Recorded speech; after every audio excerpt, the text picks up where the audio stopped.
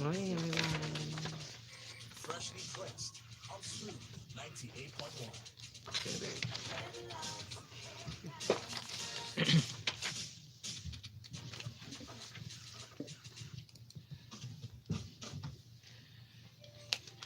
Welcome, Lagos. If you just joined us, you are just in time. It's time for Freshly Pressed 981 on Smooth 98.1 with Ayo Mairo Ese. I'm Kayode Baker. Good morning, Lagos. Happy Independence Day. Happy Independence. Once again, you know what to do to be a part of the conversation to reach out to us on WhatsApp. Please send your messages to 0809 and also get your messages onto Twitter as well, where it's Smooth981FM with the hashtag FreshlyPress91. And finally, we're streaming live on YouTube, so it's youtube.com/Smooth981FM. And a big thanks to our guest analyst for joining us this morning, despite the fact that it's rainy and it's a public holiday. You've taken time out of their busy schedule to be with us. Thank you, Adedunmade. Good morning. Good morning, guys. Good Morning. morning, Lagos, and happy independence. And of course, we have Folu Storms. Good morning, Folu Storms. Good morning, Lagos. Happy Independence Day. All right, let's go straight to our conversation. Now, don't forget you can follow our analysts at Adedunmade on Twitter and at Folu Storms on Twitter. Follow us collectively at Smooth981FM using the hashtag FreshlyPressed91 so we can easily track your messages. Our first story here is from the Guardian newspaper. Follow, I'll come to you for this. Nigeria at 59, Buhari sees hope. Atiku warns against tyranny. So President Buhari has expressed optimism in Nigeria's ability to overcome its challenges, even as he urged the citizens to remain united. He made this known in a statement to mark the country's 59th independence anniversary. Now, earlier this morning at 7 a.m., the president addressed the nation in his Independence Day speech. I don't know if you caught some bits Absolutely, of it. yes, saw that this morning. So we did see the president of Nigeria talking to all of us this morning, and I know that already a number of people will say, "Oh, this is just a tough one already. What's he going to say that's different?" There's nothing that stands out particularly, I think, in his speech, but he does highlight on aspects of national behavior, I guess, that keeps coming up, because it's kind of like going to the gym. It's not sexy, it's kind of boring, but it needs to be done. He again reiterates a call for unity across the nation. He talks about rededicating ourselves to attaining the goals which we have set for ourselves, which is very interesting.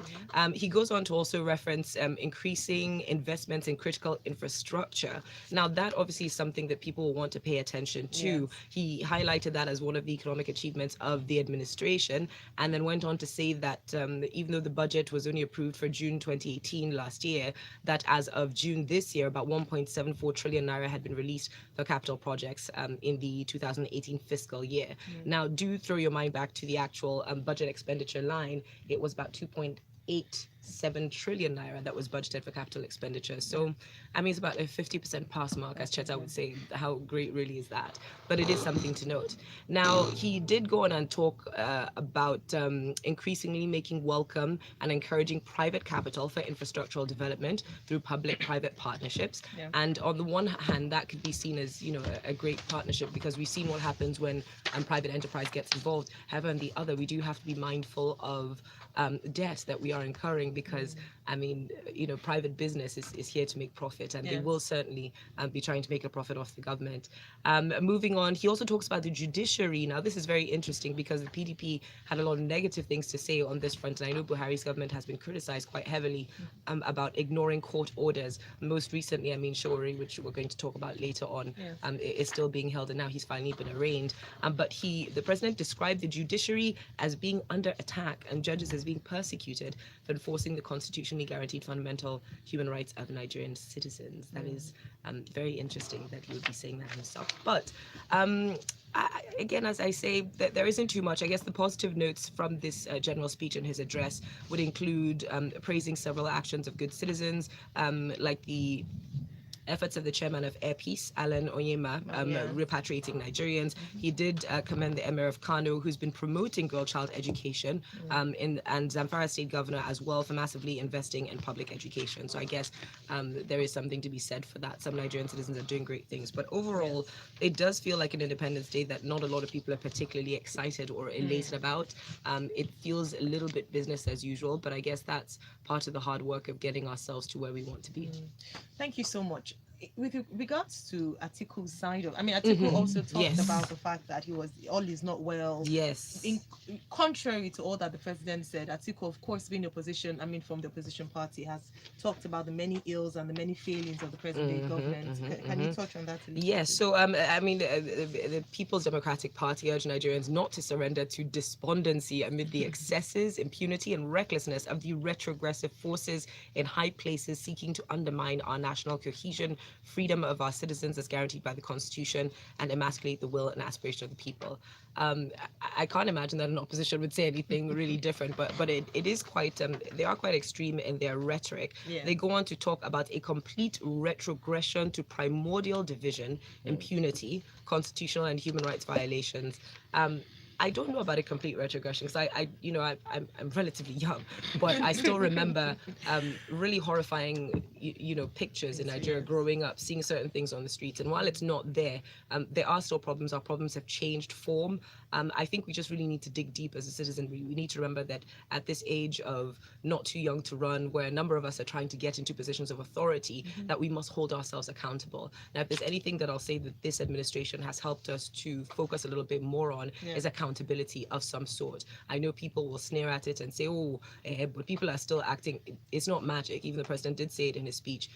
Change is not waving a magic wand and then suddenly everything is better. It takes time. Any real change in anything that we want to do takes a fair amount of time. So I think as a people that we're learning to ask questions more, we're learning to demand answers for what people in office are doing. Yes. That is progress to me. And I think it's something that we certainly shouldn't sneer at. Thank you very much indeed. And I definitely took note of some of us are aspiring for positions of authority. And you heard it here first.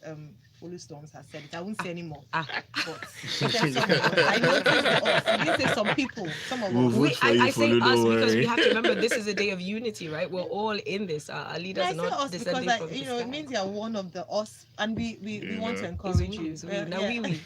All right, let's move on to our Folu next for story. governor. All right, so court orders DSS to remand Sowore till Friday. Folu mentioned when she was speaking about the fact that we would talk about this, and it's here in the news. Yesterday we talked extensively about this even during Lagos Talks 981. Finally, the federal government yesterday arraigned the convener of the Revolution Now protest, Mr. Sowore, and his co-defendant Olawale Bakare on 7 counts of treasonable felony, cybercrimes, and money laundering. Yes. So when I saw the charges, right, I was actually glad embarrassing the president was no longer there, because proving that will have been a really tough one. Okay. But however, treasonable felony, cybercrime, and money laundering, I think that's because of the funds he received while campaigning. I guess they're just trying to tie him with that, because I remember the DSS made a statement some time ago about some people collecting money to overthrow the government of Nigeria. So I'm sure that's where they're going to with that. Now, with regard to the Cybercrime Act, I'm sure it must be regarding his statements, especially those he posted online, because the Cybercrime Act actually handles a lot of or provides for laws that regulates people's actions and communications online. Treasonable felony, of course, the aim, not the aim, but the alleged aim of his Revolution Now protest, which is said to be to unseat the government violently. Yeah. And he has always said that's not the case. And well, he's going to have his day in court. And now that we're talking about having his day in court, that goes on to the issue of why the DSS refused to release him at the time when Justice Taiwo ordered his release. Now, the DSS first of all got 45 days that allowed them to continue their investigation. It's very funny how they arrest and investigate, but let's put that aside. And after they got the 45 days, they did not even charge him on the last day of that of those days, because that would have been the most prudent thing to do. They had to wait till the following week, and if not for the public outcry, I'm sure they'll have decided to hold him for far longer than they did. Now, the truth is this: the government does not obey court orders. They've been doing it since the military. Now, the truth is this: they choose the ones they want to obey. So they obey. Only Yes, that they just have not a very good track Okay, record well, of consistently obeying. Okay, that is right. And I'd like to compare this to the Onoge scenario.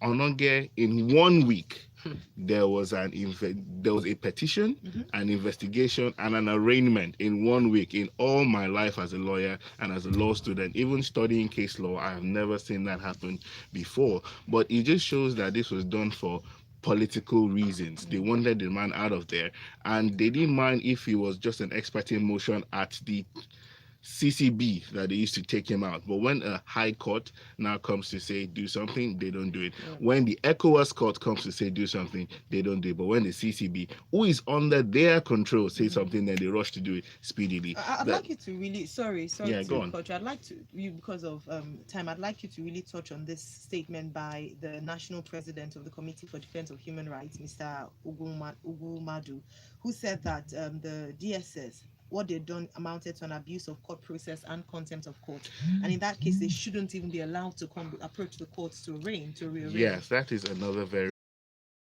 released him. There's something that they do when they release you, and when you just get to the door they pick you up again, and they claim that okay, this is now a different at least they should have done that. But just holding on to him, I feel that was very, very wrong. I think the court itself should have made an order preventing them from either arraigning him, or if the court even decided not to do that, should have made mention of the fact that they were in contempt of court. And that's what I find particularly interesting about this story, is that that was not mentioned, even though he's being brought before another judge. And I wonder what that signifies of cohesion or unity, even within the judiciary. Yes, but I also like to comment that Sowore actually looked quite defiant when we saw him on TV, and the way he chanted the songs, he was being dragged and still insisted on speaking his mind. I think that was very great, and I think that kind of encouraged other people to want to stand up for something. Like, look, this guy is being in. For something. I was going to say, do you think they're making a hero out of him? Well, when this all started, someone told me something, said Sowore just wants to be arrested. And I think what he wanted is playing out, basically. Okay. All right. Thank you very much for that. Don't forget, your messages come to 0809 440981. Okay, this one says we got a visit to hear your voice today, Folu. And that's shown on WhatsApp. On YouTube, we have Alaolo Akinola, who says, in all sincerity, I miss hearing this voice every morning. This is my own Independence Day. Like, you guys should see how I jumped on Folu this morning when I saw her in the studio. Please, you need to go onto YouTube to see, how she looks. Definitely clad in a Nigerian attire. Green, that's our style, dude. Right, let's move on to our next story. Folu, I'll come to you. Buratai seeks religious leaders support in eradicating terrorist ideologies. Premium Times.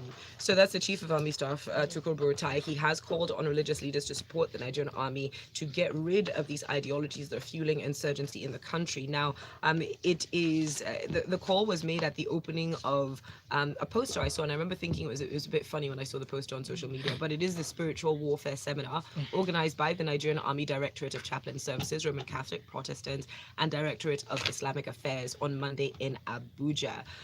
Now, I think what was expressed by the chief of army staff fundamentally was to say that ideologies start at the grassroots. We know that religion has a very strong hold in this country. So spiritual leaders do have a strong part to play in forming the mindset of people within communities and helping them battle these negative ideologies or wrong ideologies. And I think, while yes, I think it is something that is important and necessary, because denying the impact of religion in this society would be very foolish indeed. But you also must remember, it was Karl Marx, I believe, that said religion is the opium of the people. So why do the masses feel like they need opium?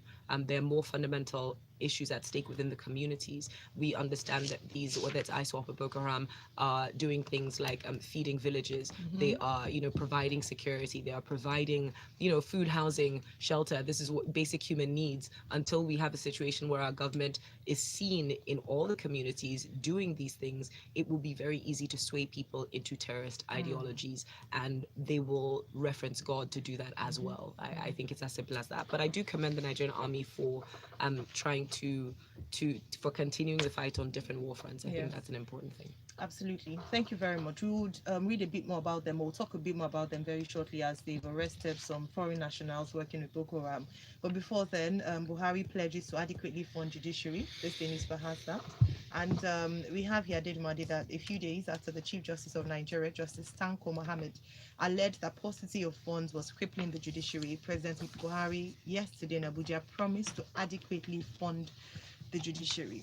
Many issues around this. One of the things that a number of people have criticized is the fact that the executive funds the judiciary. Hence, it doesn't do well for their independence. Obviously, we know that we have executive, legislature, and judiciary in a democracy. What do you have to say about this? He's promised more funds. Well, this is one subject I've always been very passionate about because as regards to funding, I'm going to use an example. Recently, the Ondo State governor bought cars for the judges. Now, the thing is, it's not buying the cars for the judges that was the issue. The issue is that the judges have been driving the same cars for about 10 years. And there's a provision in the law that says that judges should be bought cars every 4 years. Now, some people were saying that's too much. Why should a judge get a car every 4 years? But think of it. How many cars does the governor get every 4 years? The governor gets to replace his old fleet of cars sometimes every 4 years, especially when there's a change of government. Then the guy that comes in wants to buy a fleet of cars. So he has about 20 SUVs for one person. But you're saying one judge cannot get one SUV. So I think it's really bad. Then the president here has spoken about funding, but he's talking about funding on the federal level. What about funding on the state level? Now, I understand that judges have to the judiciary in the state has to go with the begging bowl to the governor almost every month to pay salaries and to be able to do the basic things that they want to do. And whenever the governor, like it was alleged in Kogi State, whenever the governor is having a problem with the chief judge, he can decide to withhold their salaries. Now, he will never do that for the House of Assembly because he knows 2 days later he's going to be impeached. But because the judges cannot talk, because the judges should not be seen to be talking, because whenever they talk, the politicians now come and raise their voice against that judge like they did in Osun.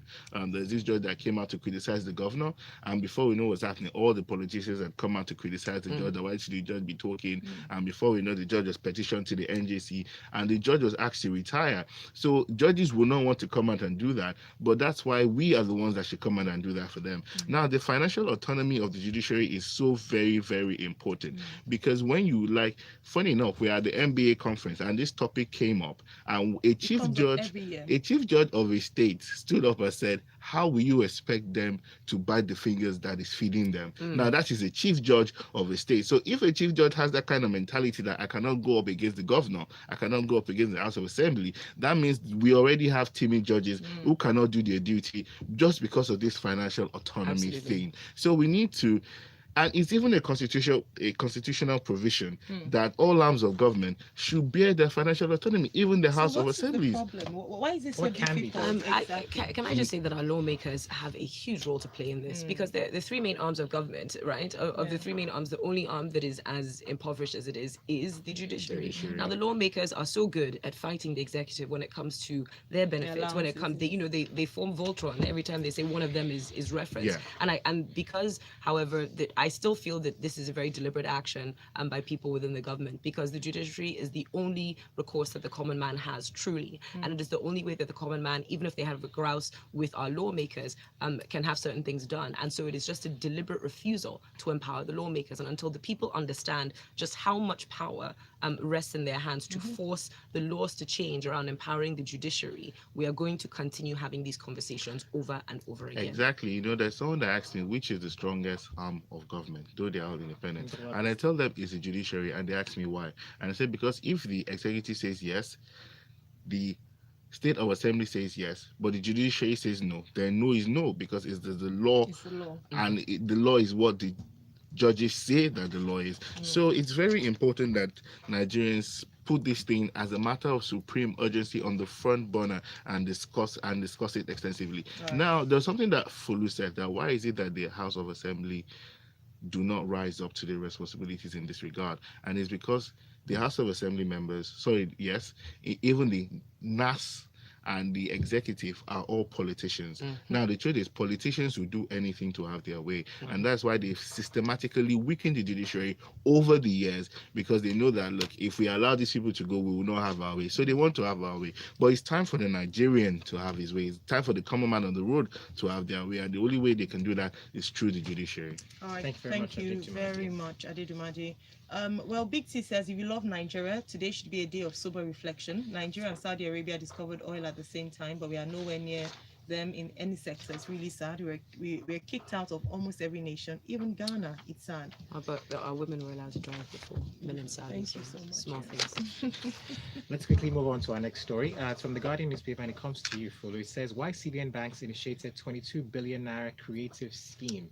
And the story goes on to say that the Central Bank of Nigeria has said the 22 billion creative industry intervention is aimed at consolidating positive results already recorded in the struggle to reposition the economy. So I don't know. What do you think about this? Okay, so it says that the Creative Industries and Financing Initiative that was scripted by CBN and the Bankers Committee following their yearly retreat in December of 2018 are trying to claw back what they term lost opportunities and create employment in the entertainment industry, mostly dominated by youth. Now, I love that whenever it's convenient, youth are trotted out and waved as, oh, here we are helping the impoverished youth. But whenever it's inconvenient, it's, they're lazy, and they're reckless. But let me take that back. But the CBN have been trying to push out several initiatives, and we have heard of different sectors of the finance community trying to empower creative startups, and that is important. I mean, we had our CBN governor reminding us that the population at the moment, which is almost 200 million, is growing at close to 2.8% annually relative to our economy,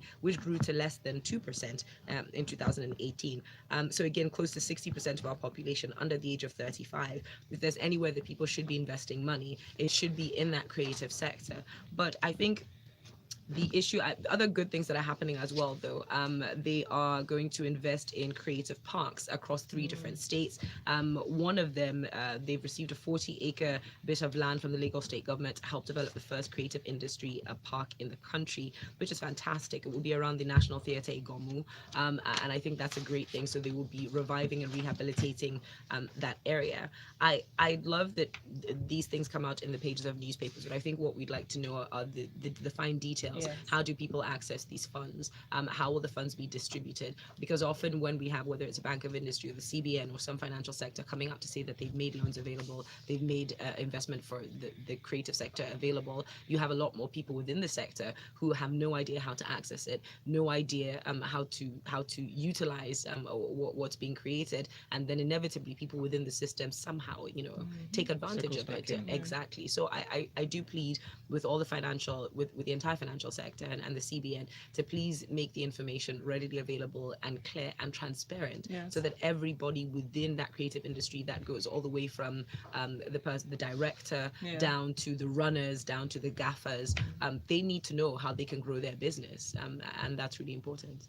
Thank you. Thank you very much for that. This next story comes to Adedunmade. It's from the Punch newspaper. It says, Army arrests 8 foreign nationals working for Boko Haram. And, well, basically, they're talking about the fact that they've arrested a bus driver and 7 passengers who are illegal immigrants and are believed to be working for the Islamic State, West Africa province, and also Boko Haram fighters. They were arrested along the Yola Road in Borno State. Yes, first of all, I'd like to commend members of the armed forces who are helping to fight this threat to our national peace and unity. Boko Haram has been a hot topic on our front burner for so long, and it's glad to see that though it's reduced, that our soldiers are actually doing what they can to ensure that we eradicate it. I also want to give a shout out to the soldiers on the battle line. I'm just saying we love you guys, we appreciate you guys, and we're looking forward to you coming back to your families in one piece. Now, as that being said, I would like to go to the story about the arrest of the 7 people in the bus.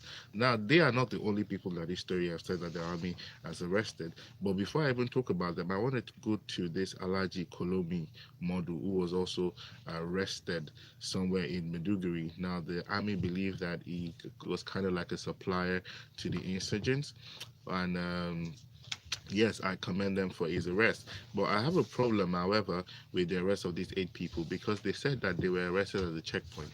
Okay. And they already said they believe that they are suspected supporters of the terrorists. But they've not showed us any proof, because if you arrest someone at a checkpoint, it goes without saying that you have to have seen something in the car. Maybe you saw a bomb, you saw things that you felt were things that could be Suspicious. used to make a bomb. Maybe you saw guns or something, but you didn't see anything with these guys. And just because they are foreigners, you believe that they're supporters of terrorists. I think that they need to be more clear on that particular issue.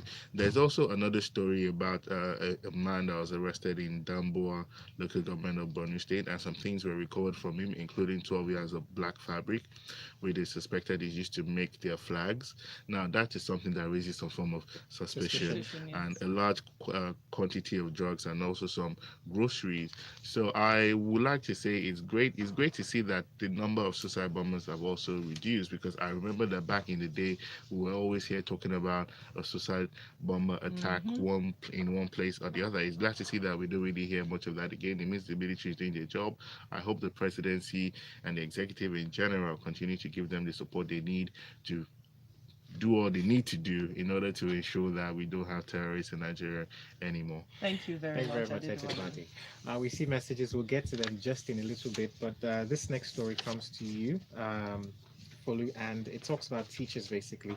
Teachers Day. NUT calls for introduction of Education Trust Fund, and I was discussing this with Ayo. I said I think it's about time we had this pushed out there, because we see a lot about education, but I don't think we see enough of it. So this conversation is happening ahead of World Teachers Day, which is slated for the 5th of October. So that is Saturday, everyone. Just be ready to celebrate teachers. And the National Union of Teachers did say they should have an education trust fund.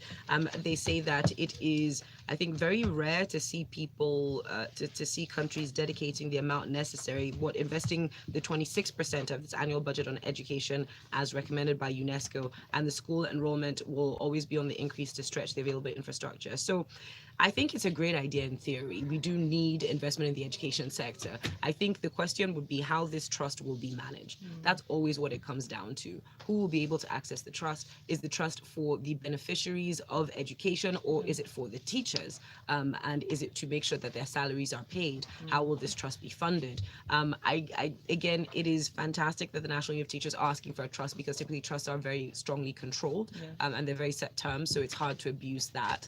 I mean, there isn't that much detail other than that, but I certainly hope that something is done, because our education sector has been in a state of crisis. Just the other day, we were talking about how many unregistered schools are sort of opened up in shanty buildings, how many teachers don't have the requisite training. We see it over and over again.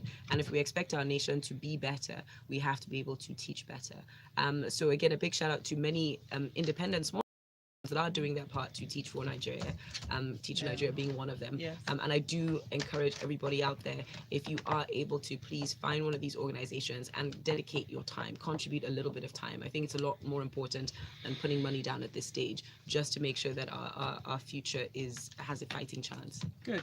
Quotable quote: if we want our nation to be better, we must teach better. Please tweet that. Thank you, Folu.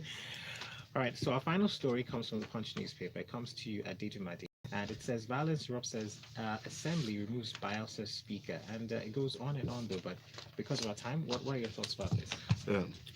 Just a few things. One, I do not appreciate the violence and chaos that ensued in the House of Assembly. Gunshots were being fired. Nigerian citizens were there. Someone could have been killed just because of another person's political ambition. That's the one thing. Now, the second thing is I actually watched the House State Speaker on the news yesterday, and he mentioned how it was all a political arrangement, and he felt he was being victimized. Apparently, there's someone that they want to present for governor, and that person is from his local government area, and they're saying that, look, the speaker and the person want to bring out for governor, because this is all within the PDP. Now, the 12 there cannot come from the same area, so we need to move the speakership to another constituency so that we can bring that person out of that constituency. So I was wondering why they were going to do that until I read this story today, which now highlighted that this had been a prior agreement even before this person became the speaker. So there had been an agreement that he was going to be the speaker for 3 months, then he was going to step aside for the person who is now the speaker speaker to take over the speakership, and so that their political agenda of having that person that they want to make the governor come out, that they want to not make the governor, that they want people to vote for as the governor, come out from his constituency. But he now backed down on that deal, and I guess after they must have spoken to him behind closed doors, they felt, you know what, we need to take this thing by force from him. And I found it very surprising that not so surprising, but it was kind of interesting that the governor of the state immediately congratulated the new person who was named the speaker. But some people might ask, how do you remove a speaker? Now, Section 92 of the Constitution talks about how you can remove a speaker of the State House of Assembly. Particularly, the last subsection of that section states that votes of not less than 2/3 majority of members of the House of Assembly can remove a speaker. And there are about 18 PDP persons, I guess, in that House of Assembly, and I think about 17 of them came together to remove him 17. Just 10 minutes after he had left the premises. So I'm sure he knew that's what they were going to do while they were sitting in plenary. That's why he actually called off and left immediately. Now, there's also one thing, this thing about the mace that they move up and down. The mace has nothing to do with sitting. It's not mentioned in the Constitution, so they just fight for that mace. It's just fancy. For nothing. It's dramatic. Thank you very much for clarifying that, because I remember, I think who was the first person, notable person in this new the deputy speaker. Okay, no, that's the most recent person that took the mace. It was oh gosh, Chuba? Yes, Chuba Akadebo. Yes, that's right. Just a bunch of men too grown to be running around. Well, a big thank you to our analysts this morning. But let's take a final comment on WhatsApp. Okay, Comrade Henry says, a court of competent jurisdiction ordered the release of the leader of the revolution, and the government refuses, and now another court ordered his detention till Friday. They gladly obeyed. What a shame. Thank you, Comrade Henry, and thank you to everyone who sent in messages this morning. Thank you to our analysts. Again, thanks for taking our time to come this morning. We're especially grateful because it's a public holiday. So please follow them at Adedunmade and at Folu Storms on Twitter. And we're still here at 8:15. We have the Grapevine 981, and Folu will be joining us, right? Yes, I will. We have a special guest coming in. Celebrated Nollywood actress Omoni Obolivi will be joining us at 8:15 for the Grapevine 981. Can I farms? Of course. All right, cool. Hi guys, freshly pressed is done. Thank you guys for watching.